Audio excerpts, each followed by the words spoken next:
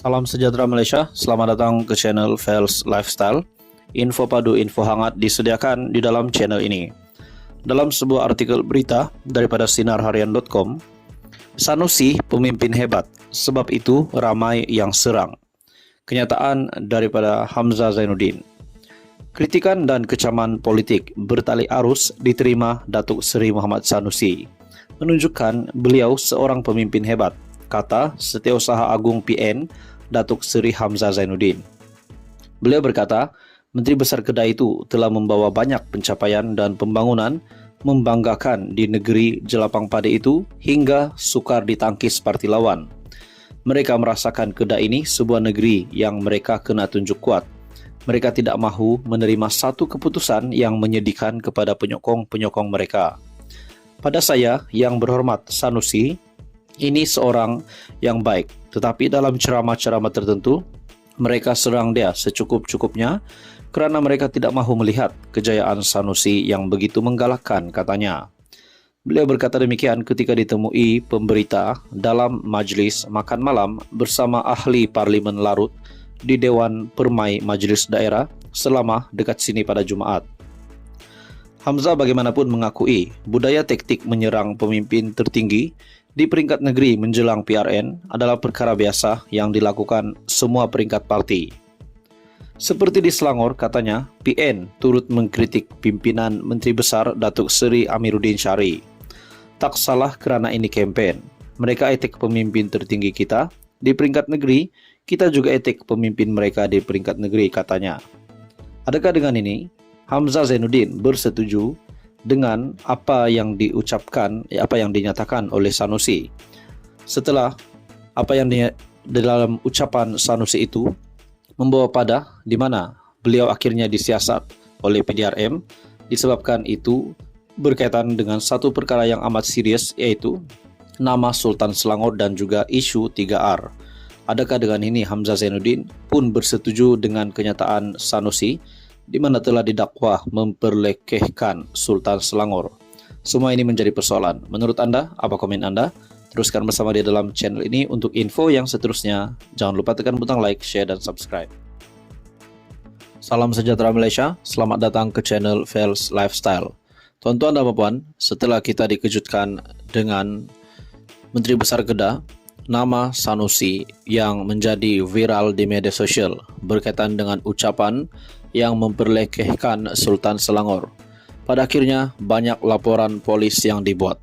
Nah, saudara-saudara, akhirnya Sanusi, Menteri Besar Kedah, membuat kenyataan dalam satu artikel biharian.com yang bertajuk Sanusi mohon ampun kepada Sultan Selangor.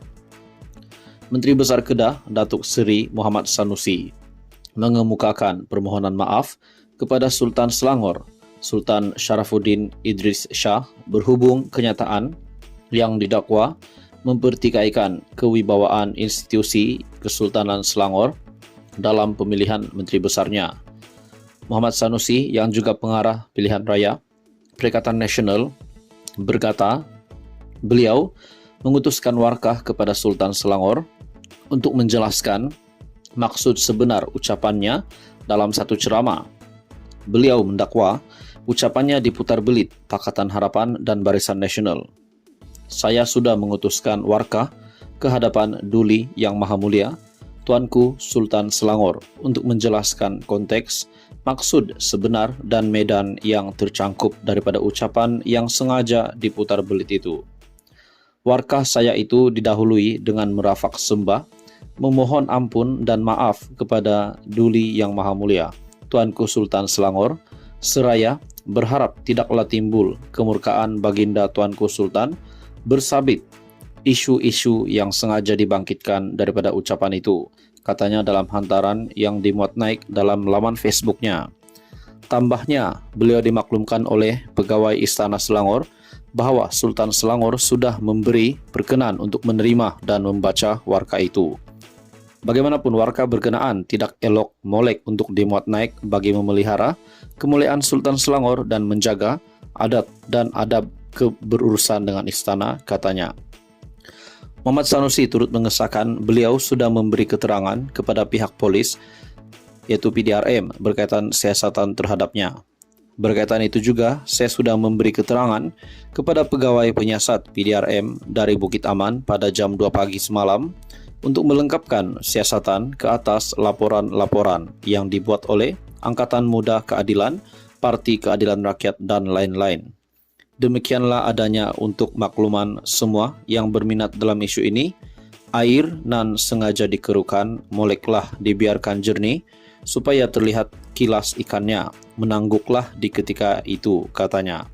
Dalam ucapannya yang tular, pemimpin PAS itu dikatakan menyentuh mengenai perkenaan Sultan Selangor berkaitan pelantikan Menteri Besar Selangor. Susulan itu, pelbagai pihak membuat laporan polis, termasuk yang menyifatkan menghina institusi beraja di Selangor. Sanusi disiasat bagi kesalahan berkait ucapan berbaur 3R, yaitu kaum, agama, dan raja. Menurut Anda, saudara-saudara, apa komen Anda?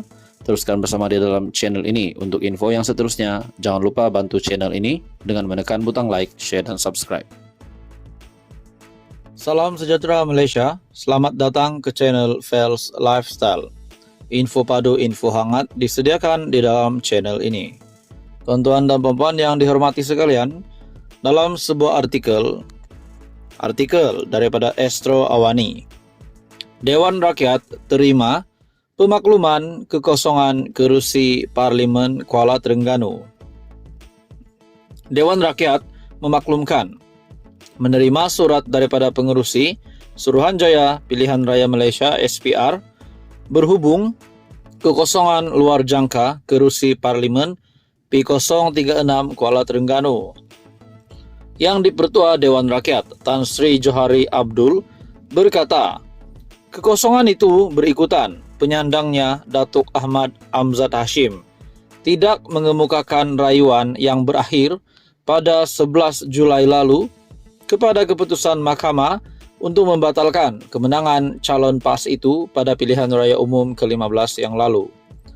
Sehubungan itu, pihak SPR akan mengadakan satu pilihan raya bagi mengisi kekosongan tersebut dalam tempoh 60 hari dari tarik kekosongan berkenaan, katanya dalam kenyataan yang dikongsi di Twitter pada Jumaat.